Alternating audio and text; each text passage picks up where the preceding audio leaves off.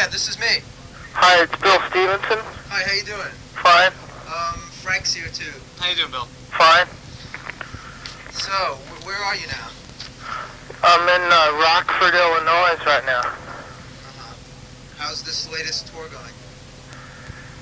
It's our best tour in, I guess, about 2 years. Really? Yeah. It's our best tour ever, except for I think one tour we did was bigger than this a little bit. How's the reaction been to Scott now, so far? Extremely good. Yeah. When we saw you a few weeks ago when you were over at CB's on the East Coast, and we were wondering if the fact that Scott is in the band now and Dave's not, if you lost any of the East Coast fans that, were really big fans of Dave, with Dag Nasty and all his bands. Do you see less of a response now that Dave's not in the band? No, I think the response to Scott has been real good. Yeah, because we noticed there wasn't really a big turnout at CB's that night. Yeah, CB's wasn't a very good show, no, but at Trenton it was real good, and at the Green Parrot it was real good, and all of our other East Coast shows were real good too. That was really the only Maxwell's was real good also. How do you find working with Scott as opposed to Dave or Milo?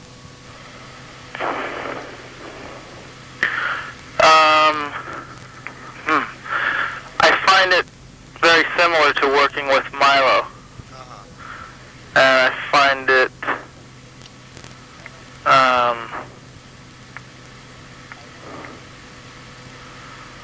I wouldn't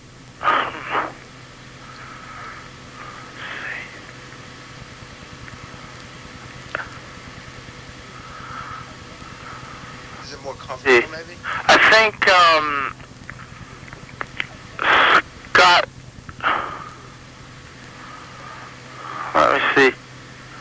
Scott plays a lot of instruments, so musically speaking, the language is more understood. Yeah. But Scott is not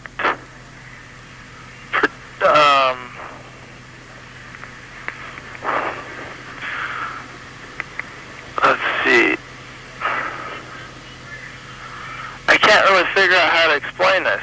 Let me see. What is it's it? alright, maybe it'll come to you later, whatever. Yeah, I can't really explain it other than Scott. Okay, Scott plays several instruments, and so do all of us. And so we can communicate musically on a lot of different levels that are not just him singing and us playing, Right. He plays piano and all kinds of instruments, so It must make it easier to write songs with him then, or arrange the songs. well, it's just different. It's not like easier or anything. It's just like you were talking about the audience response. I mean, it's like the lineups. I mean, we've had so many different people in the band. Yeah. I just don't think people like or dislike a band based on one member, No, I don't think so either. Certainly not with this band, because it's been... But anybody who's been into the band by now, is certainly used to lineup changes. Yeah, that's what I'm saying. So I don't think it really matters a whole lot. I think what matters is just what music... This is what I guess I'm saying about the lineup change. What music is being released right now, I think, is what matters. What is currently going on. It's Right. if you lose something, you also gain something. That kind of thing. I don't think people look at what is gone. I think they look at what is there at the time. Just getting some background, because I think some of the people who are reading the magazine might not know anything about Scott. I know we read that he was in a band with Tony Lombardo, and he was also in a band that had opened for you before. Could you give us maybe some info on him, background? like how you knew him or whatever?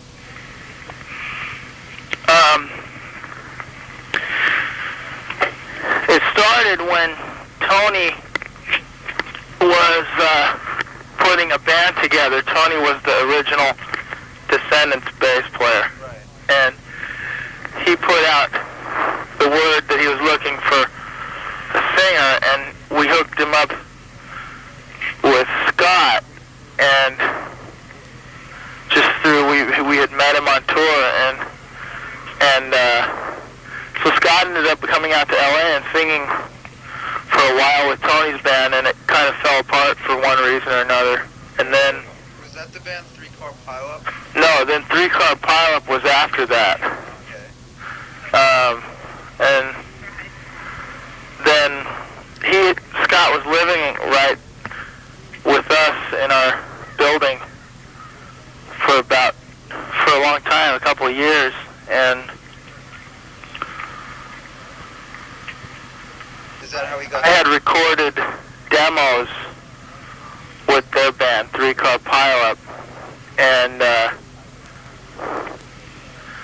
I gradually just took a real liking to his singing and also his songwriting.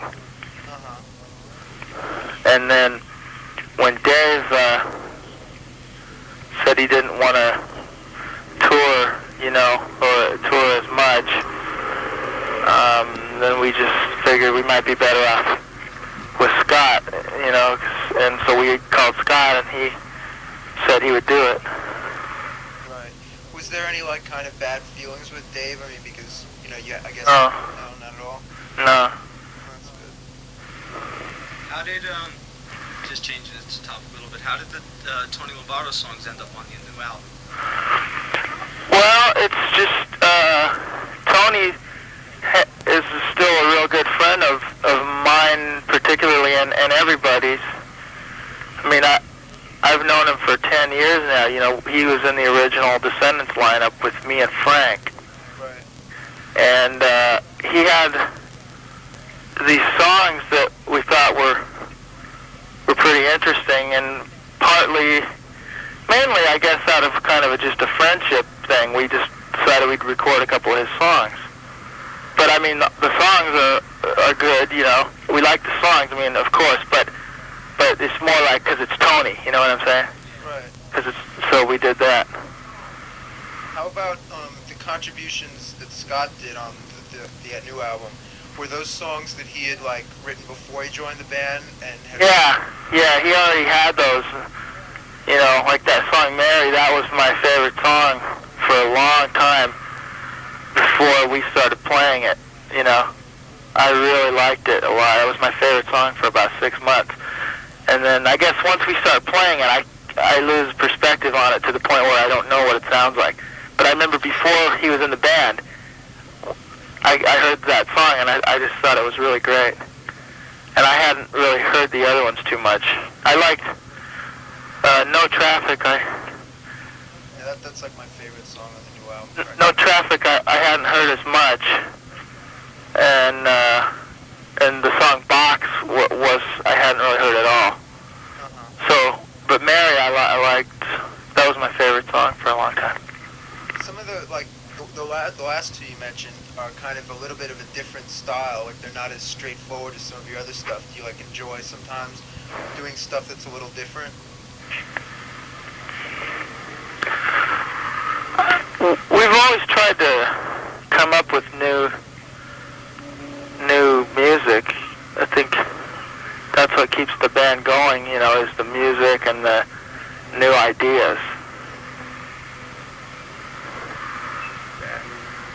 Yeah, it seems that, just in songwriting, from what we've picked up from listening to the records, Carl has the more, pop-oriented, catchy songs, and Stefan's stuff is more of the heavier, more frantic type of stuff, and you're somewhere in the middle in there. You write a little bit of both. How do you ever, find time to be able to do that collaborations, or, where do you pick which songs are going to be on the record and who gets, Generally, we just all have a few songs. It's very informal, you know. Each member has a few songs, and some of them are done in pieces as far as one person contributing music and one person contributing lyrics. Or, like with Alfredo's, that was kind of everybody kind of contributed to that one. Yeah, I think what was that and Altham are the two that are listed as written by all. Yeah. As far as choosing the songs, it's extremely informal. There's no kind of method that we want this kind of song or that kind of song, or we don't really plan it out. It's just whatever we get into in practice, just jamming. You know, it's got to be off the cuff. Yeah. For us, it's got to have some magic about it. I mean, for us, regardless of what anyone else might think. What about songs like Son au Quoi? Like, I mean, is that something, you know, you consciously set out to do, like write a song like that, or did that just come out of jamming?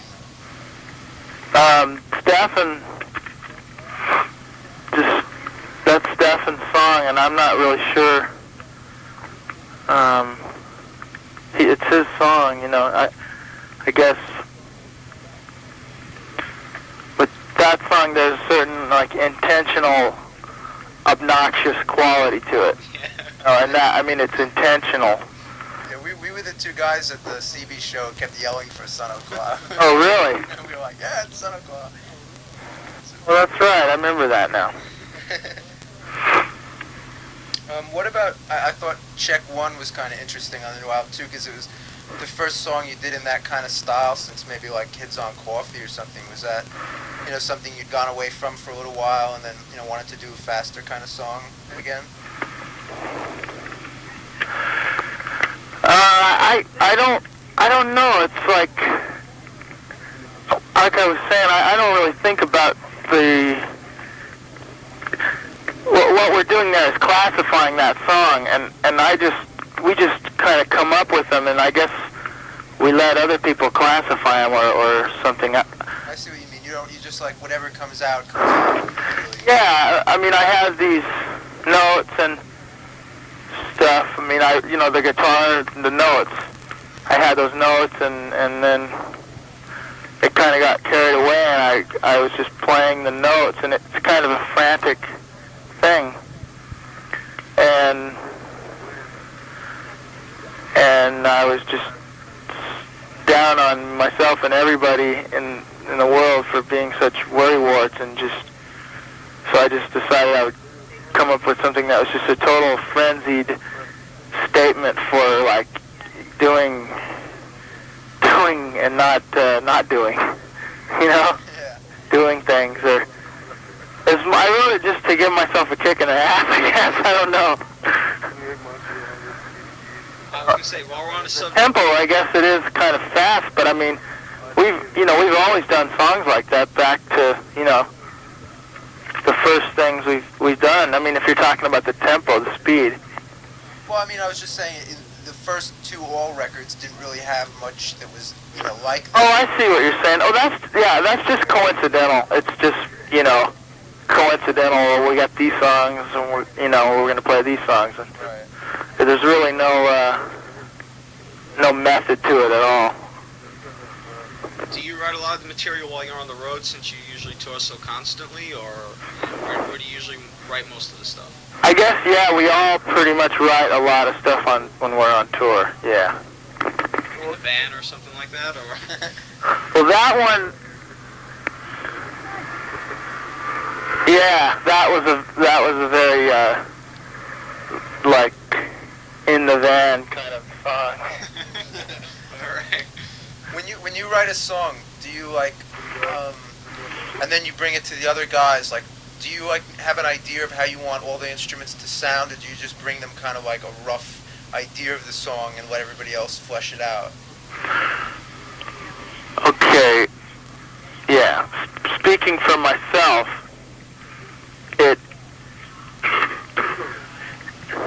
more often than not, I have extremely specific guitar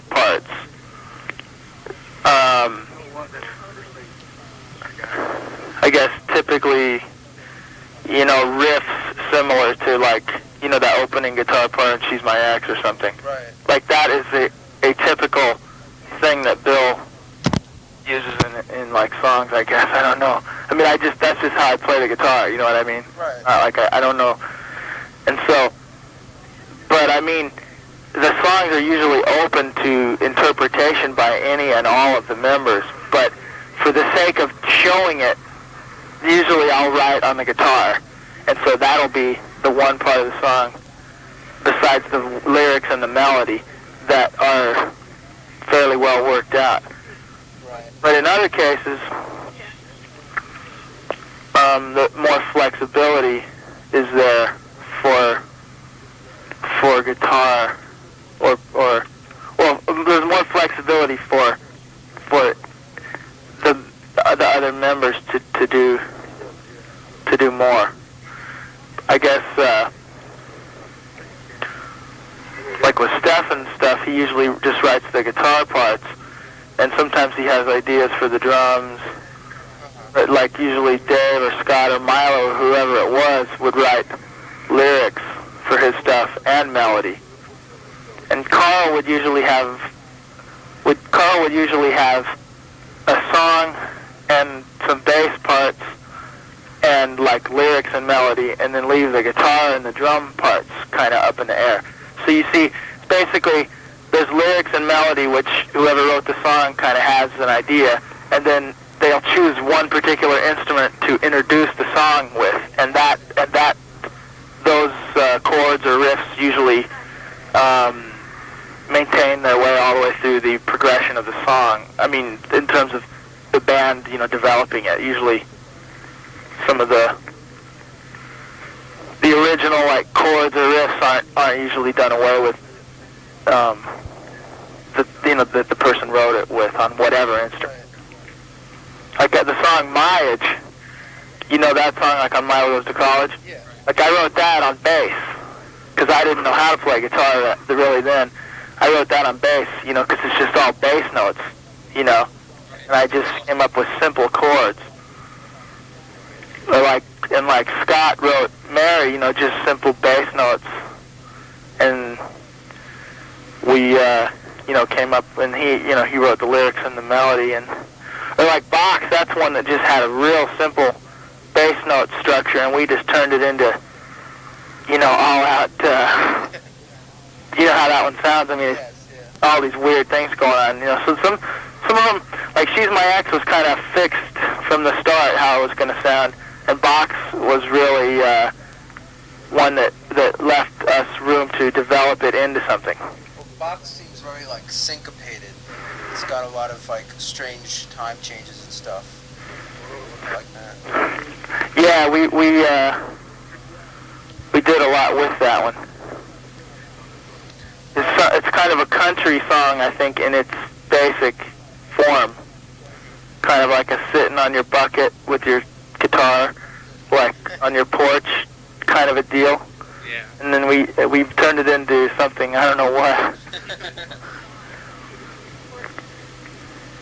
We wanted to ask, we had heard that this CB show Ron had told us was being recorded for a live record. What's the deal with that? Yeah, we recorded it. Were you happy with the way it came out? Yeah, we are. I think it sounds pretty good. Yeah. You seem to like live recordings or putting out live records better than the studio stuff, or you just like that live sound better? No, I like both. We just, live, I think there's a certain, this sweaty thing, kind of gut level thing that is sometimes kind of hard to capture in the studio. Like Ron mentioned something that you might just put it out like only on like one CD, like a thing like that, or like the whole show or something. Do you know anything about it? That's what we were planning on doing. Uh-huh. Do you have a title for it yet? No. Something like maybe like All Live or... No, we haven't decided on the title yet. I want to get it home and listen to it in the studio and see what it sounds like. How are things working out on Cruise now that you've done 3 or 4 records for them? Are you happy on them? Yeah. Greg and I have been pretty close friends for, quite a long time.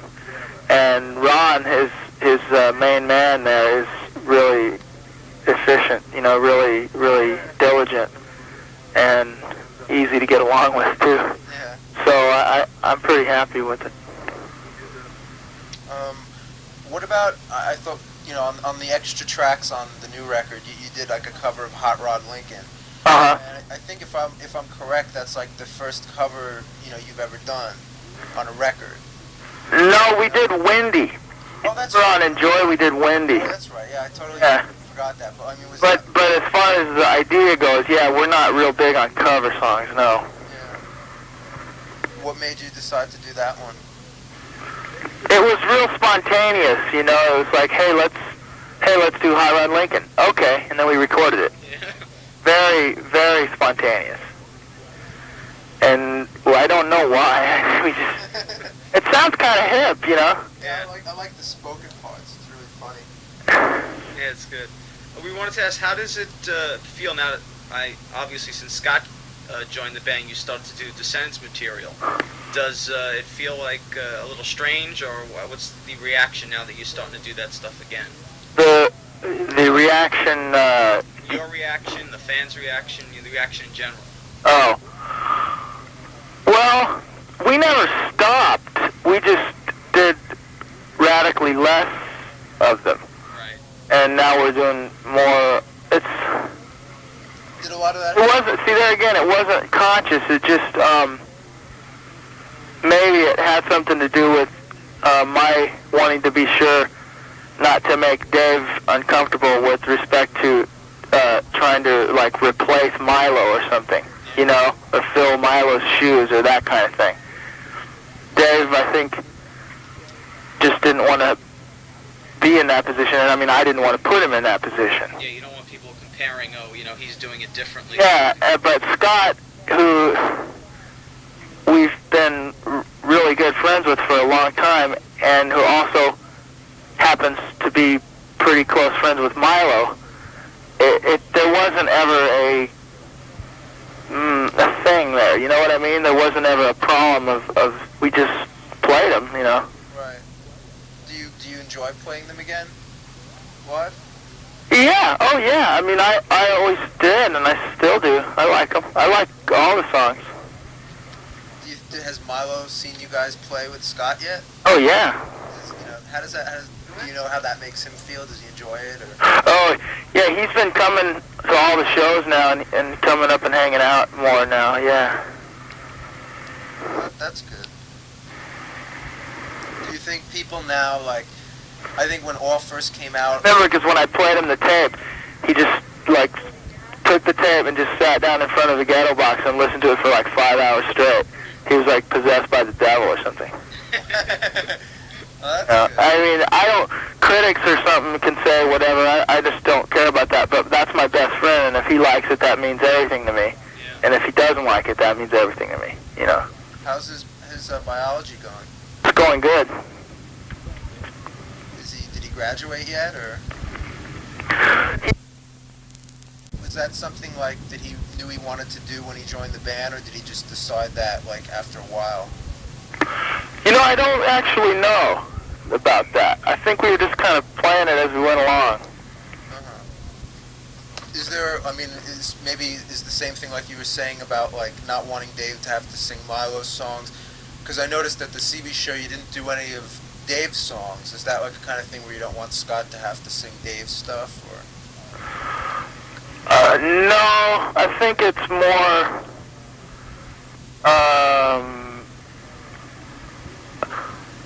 we were playing Wishing Well. I guess that's just coincidental. Let's see, there was something else here. Oh, how about New Theme, the thing that starts out the record? That was kind of like a variation on Theme from the second Descendents album. Was that something you wanted to just felt like, sprucing up and doing again, or? Well, no, we didn't spruce anything up. Tony wrote that song. Right. Tony wrote Theme. So Tony would be the only one that could answer that. He wrote both of those songs, so it's his turf. I'm not sure. He has a lot of those kind of instrumental songs like that, you know. I mean, even Suburban Home or I Don't Want to Grow Up, I mean, they kind of sound like that in a way. Those are two songs that Tony wrote. Right. You know? They kind of sound like that. Everything he writes just has like a million bass notes, you know what I mean? Do-do-do-do-do-do-do. That's how he writes. Yeah, I mean, like Man of Steel kind of reminded me of some of the stuff on Milo Goes to College, you know, that Tony wrote. It's got that kind of sound. Yeah, that's what I mean. That's just how his stuff sounds. That's why I like it. He's got a certain sound song, and I really like it. Overall, I think I was wondering how you regarded this. The new album seems like the band's like kind of, not that you're not fun anymore. I think it's a really fun record, but you're a little bit more serious than on some of your earlier stuff. Do you see the band maturing at all, like over time, or getting like, I don't know, you know, more complex or something?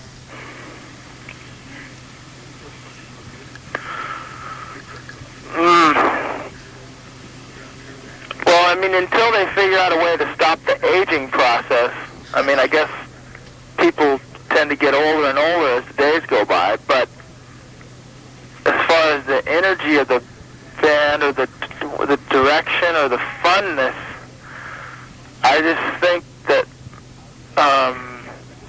maybe as you go through life, you have fun in different ways. What swinging on the swing set might be fun when you're 5, and when you're 9, playing baseball might be fun, and then when you're 14 and you join the high school wrestling team, or you know what I mean? Yeah. Different things are fun, I think, at different points. And so not with any regard to what other people might think are fun. I think that we do things that are fun to us. Like for us, the song Copying Z's is extremely fun because it's just a hilarious concept, you know?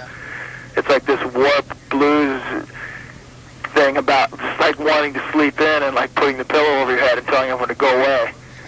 And that's like something that's really funny to me. Yeah. Or like, I think Alfredo's is fun. I think the song All is really fun. I like that one a lot. Wiener Schnitzel. Oh yeah. Yeah. So I think like things that Zappa might think are fun, I don't think too many other people would think are fun. Or like what a 3-year-old, what a 1-year-old thinks is fun, I might not think is necessarily fun, you know? Yeah. So I guess when we stop having fun, we'll just stop doing it. Well, I mean, I don't know, this is kind of a two-part question. Do you think that now people, as opposed to when All first started, do you think people are starting to realize that, you know, it's the same band as the Descendents, really? And how long do you see you continuing, you know, the All concept and the All band?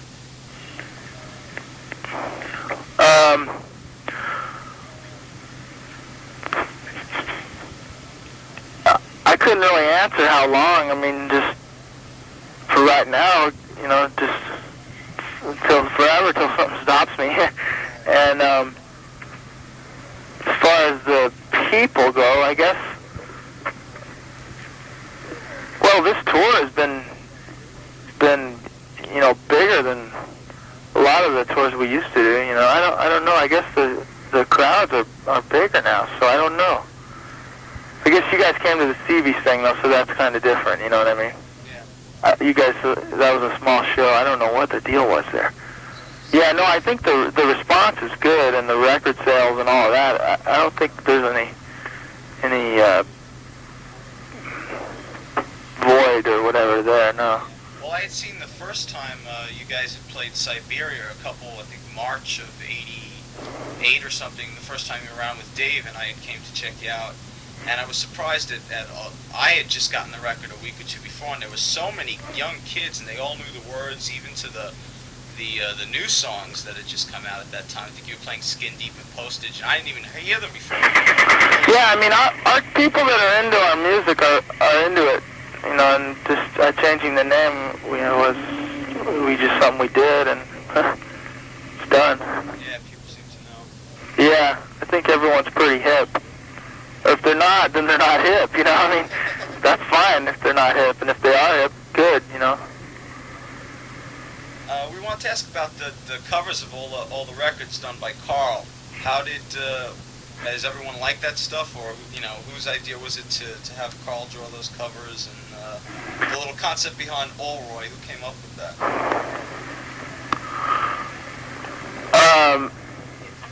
Well, our thing is real simple right now. I always handle like the graphic arts part of it, and Carl does the drawings, you know. Like I do all the linear stuff, and he does the artistic stuff.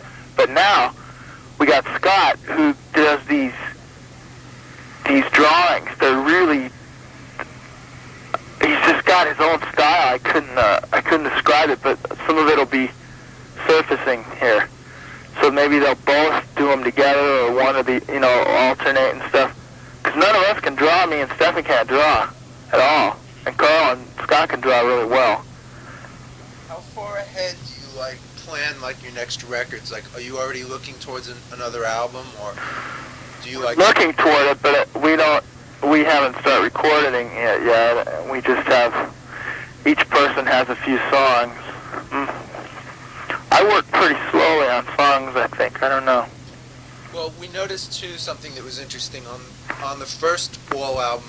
You wrote a lot of the songs, and on the new one, you seem to have written a lot, but on the EP, not as much. Do you go through more slower periods where you're not writing as much? No, that was just because we were saving some of them, like we were saving She's My Ex. That's the main thing there.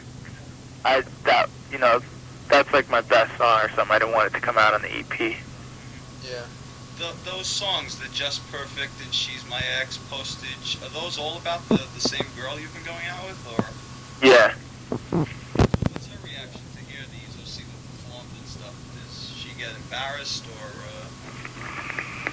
Well,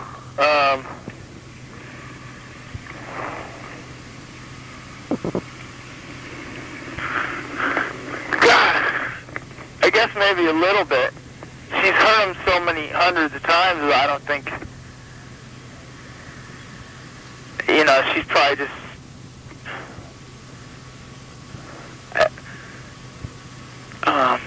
at first, before the band ever played them, I would sing them to her and play them on the guitar. Just myself, before the band ever heard them. Or sometimes, she had some problems with drugs and stuff, and She's My Ex, was gonna, between She's My Ex and Scary Sad, she was gonna hear them, because I hadn't spoken to her in a long time, and she was gonna hear them, and it was gonna have the effect on her to make her quit drugs, and that was the way it was gonna work, that was my plan. That was my, that I would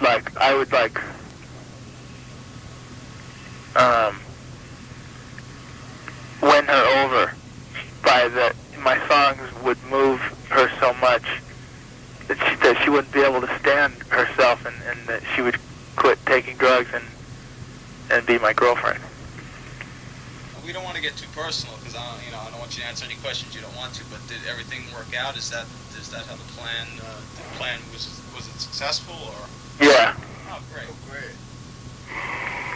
When you write a song, it seems like on almost every album, there's at least one song that's just a real one of those kind of emotional masterpieces. This one was She's My Ex, and then before that it was Just Perfect and Clean Sheets and Silly Girl, whatever. Do you when you write a song like that, does it I don't know, I don't know how to describe exactly what I'm saying. Does it, I don't know, is it cathartic for you? Do you get out your feelings by writing a song like that? Does it help you, or? Yeah, that's the other goal, besides any exterior motivation I might have to try to, in this case I was relaying messages, And I thought just if they would play it on the radio a lot, it would humiliate this person to the point of giving in, you know. But the main other reason is that I play in the first place is just to get out my thoughts and my feelings and to write them on paper and analyze them and think about them. You know. How about Alfredo's? Did you ever like finally get to show them that song? Like, what did they think about it? You know, yeah, they heard people when we were on tour. People started coming in there to Alfredo's and asking those guys for autographs and stuff, and they didn't know what was going on really. So then they finally got. I gave them the record, and they found out there's this song, and because I didn't want to tell them because I was embarrassed. I wasn't embarrassed of the song. I was coming in there. We would go in there and eat every day, and I didn't want to ruin.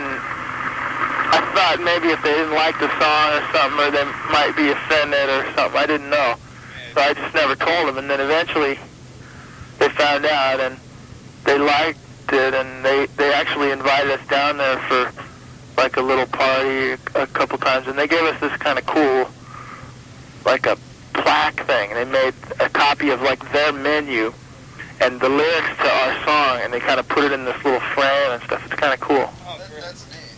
It worked out. So you got your free food, right? Yeah, we actually did. Yeah. Yeah. Do people like, when fans of yours come to California, do you think they're gonna like make like a pilgrimage to Alfredo's from now on or something? A lot of people have come in there. I mean, he tells me people, every week people come in there, they ask him for his autograph, or they want the menus, they want to take the menus and stuff. It's kind of funny. When you tour, like, do you find it hard to like keep up with your, stuff at home, like, your friends or, things you have to do at home, or do you just like, pretty much live on the road? How do you work that? Well, I don't really have a home. I just, we have our place where we practice, and we all kind of sleep on the floor around there, and that's it. I mean, and all my friends are really on tour. My only friend in LA is Milo and Greg. Right. I mean, like, close friends like that. I mean, I guess I don't really keep, I don't have much of a social kind of a thing in me. I like to just be by myself. Pretty much. So your girlfriend comes on tour with you? None ever have, in all the 9 years I've been doing this, but this is the first time. Oh, that's cool. How about, She was selling our T-shirts, Oh, that's right. I remember seeing that at CB's. There was somebody selling them. That's right. I would have bought one. I didn't see anyone. I missed it. What about touring like elsewhere other than America? Like, has all played anywhere outside of the U.S. yet? We've been in Canada a little bit. We're doing a 2-week tour of Canada in July, and then we're doing a month and a half in Europe in September and October. That should be cool. Do you think, is there a lot of interest in all over there? Yeah, there really is. We get a lot of mail from there, and Australia. We get a lot of mail from Australia. I think we'll be trying to go over there soon also. That would be cool. Do you find that you get like a different reaction or a different degree of popularity in different cities here in America? Like, do you find some cities to be, more receptive to all? I've come to my conclusion as far as that goes.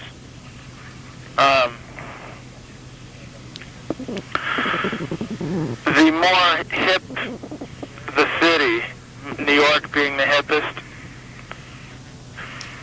the smaller our following.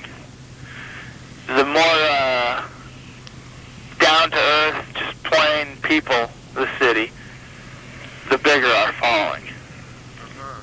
Say Kansas City, Green Bay. Well, that's interesting. Yeah, it is very interesting. I've finally come to that conclusion just after years of. Do you you ever see, like, I mean, most of the time you're doing headlining tours or anything. Do you ever see yourself, like, opening for another band or, like, bigger places or doing, like, a support tour or, you know, playing someplace other than clubs? Yeah, I wouldn't mind, there's certain bands I wouldn't mind playing with. I wouldn't want to play for a band that I didn't respect in some way, you know. Right. Any bands in particular you're into that you'd like to open for, or like not even open for, but any close bands that you're really into now that you'd want to go on tour with, or? I could handle opening for the Ramones. That would be fun. And maybe just for the sheer ridiculousness of it, I think it would be cool if we played with Metallica. Those, in a certain sense, our two bands have a real lot in common. I mean, the musical part of it, not the metal, all the cliche parts of it, but the musical part of it. Yeah. They rehearse a real lot, and they're very tight, and they're very precise, and they sound different than all other bands in their genre. We do the same in our genre. Us and Metallica are probably two of the most common bands in a way. What other bands? And two of the bands that have the most in common in a way. Speaking of genre, what other bands do you consider, you know, your peers, or playing the same type of music, or, you know, somewhere in the same? I really don't know. There really aren't any now. Do you find it hard to find bands, you know, to have open for you, like when you're touring around America? Does it ever become like difficult to get, you know, to get a good band to open for you that you like or that you think your crowd will like?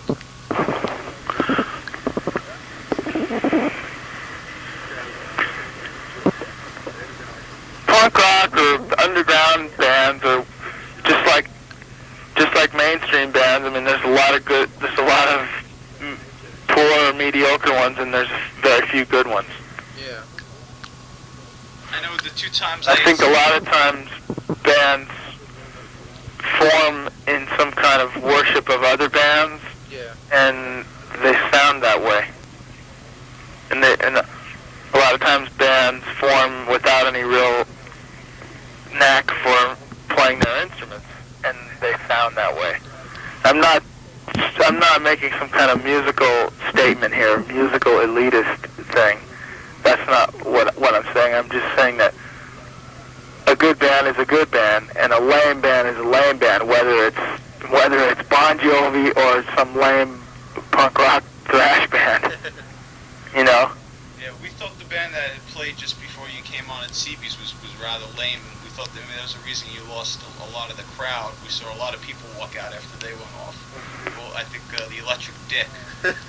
We didn't care for them much. Do you know them? Or? Yeah, I didn't see too much of them, but they were doing like a parody thing, right? Yeah. And My problem with parody like bands in general is that I think they first of all, they don't have any purpose because they're like full-time hecklers, you know? What good is a full-time heckler? Someone that is constantly just making fun of everything. And second of all, they water down the sincere efforts of real artists, if you will, or, you know, rock bands, whatever. So I think that parody bands are detrimental to music. Do you ever find now, like, any bands springing up that want to play with you that are like Descendents or all kind of rip-offs? Or? Yeah, all the time. Yeah, every city. every city. I mean, it's flattering and all that, and usually we end up being real friends with the guys and friendly and all that, but you can't form a band trying to imitate another band. You can, but Bill isn't going to like it. How about like in terms of your record label? I mean, I know you said you were happy with Cruise, but like, what would you, how would you react if, like, you know, down the road a little ways, you know, like a bigger label approached you and said, you know, we want to, you know, make you into a hit or something like that? How would that, you know, how would you react to them?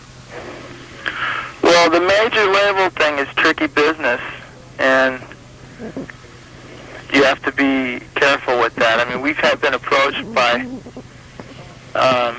several people from several companies at different times, you know, in the band's history, and it's just, I've just seen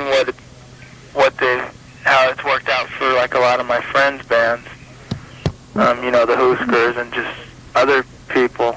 Yeah. I think a major label situation can be very good or bad depending on the particular contract that gets drawn up between the two parties.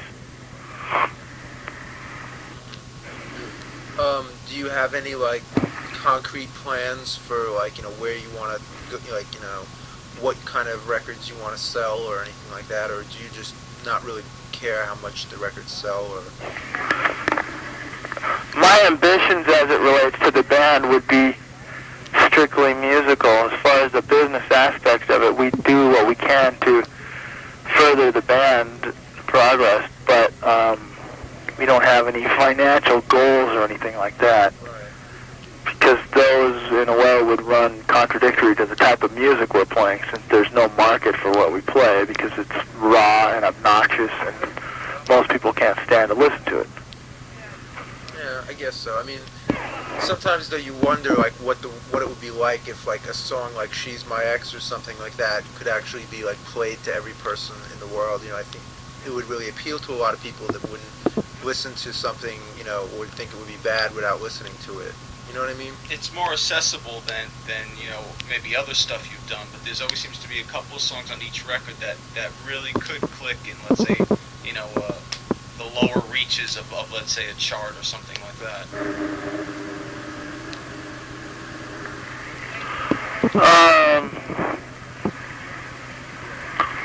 Yeah, well, She's My Ex is actually getting some commercial attention, commercial play. So, I mean, I think some people are being exposed to it. That's cool. Do you think you might put it out as a single, or? Well, yeah, it is coming out as a single. Oh, good. Yeah. How about, we've read a lot of stuff about this band that you know, you've been influenced by, and we really haven't heard that much by them, and I was just curious, like, if you could tell us a little bit about how the band The Last influenced you? Well, it was just in '78. They were our favorite band, Frank and my favorite band.